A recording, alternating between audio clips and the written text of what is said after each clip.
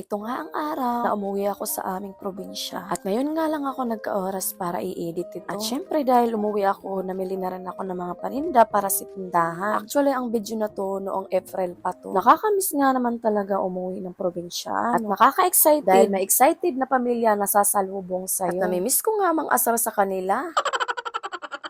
Nang nakapagpalit na ako ng damit, alams na ang susunod na gagawin. Ito talaga, ang pinaka-exciting na part pagka umuwi ako. Nagtitipon-tipon lahat ng aking pamilya dahil mamimigay ako ng pasalubong. O siya, butas na naman talaga ang bulsa ng tinderang are. Ako kasi yung tipong tita, kapag bumibili ako ng pasalubong, dapat lahat sila meron. Dahil gusto ko nga maranasan nila yung mga hindi ko naranasan noon. Sa sobrang hirap ba naman kasi ng buhay noon, hindi namin naranasan na magkaroon ng pasalubong galing sa tita-tito. Alam mo yung kahit maliit na bagay, kapag naibibigay mo sa kanila ay napapasaya na ang puso mo. Sa tagal na hindi ko ito na-edit, yung ibang video ay nabura ko. Lalong-lalo na yung pinaka-exciting na part na binigyan ko ng cellphone ng aking ate. Although, mamurahin nga lang, pero alam kong mapapasaya ko na siya. Ang mahalaga lang naman sa kanya ay ang camera, Facebook at YouTube. Sa mga hindi nakakakilala sa akin mga kasari at sa mga baguhan kong followers, alam kong nagtataka na kayo dahil hindi na ako nakakapag-upload ng mga video. Hayaan nyo, gagawan ko na lang ng paraan para magkaroon na ulit tayo ng hugot post video dito sa ating reels. Sa ngayon kasi mga kasari, wala akong tindahan na maibibidyo. Gawa nga't malayo nga ako sa tindahan ko sa probinsya. At yung tindahan naman na binibidyo ko ay ginib up na nga ng aking kuya for some reason. Actually, yung tindahan na yun kasari, nung una napakalakas ng binta. Pero starting this year, humina ang binta. Paano ba naman hindi hihina ang binta mga kasari? Biglaang dumami ang tindahan. Yung halos magkakatabi na. At kapag nangungupahan ka nga lang, talagang hindi mag-work ang tindahan. Kung ang binta ay hindi sapat para sa monthly na bayarin, ito talaga ang pinakamahirap sa part ng may tindahan. Hindi ka pwedeng magreklamo kapag may magtatayo na bagong tindahan. Pero sana lang mga kasari, para patas no, lahat dapat merong permit. Napansin ko lang kasi mga kasari, dito sa Pampanga, ang mga maliliit na tindahan ay okay lang kahit wala silang permit. Pero sa amin sa probinsya, kahit nung maliit pa yung tindahan namin, meron na talaga kaming permit. Di ko lang alam kung yung iba, ganun din. Sa inyo ba mga kasari, ano ang kalakaran ng inyong barangay at taga saan kayo? So hanggang dito na nga lang mga kasari, tapusin ko na itong aking video. Thank you for watching.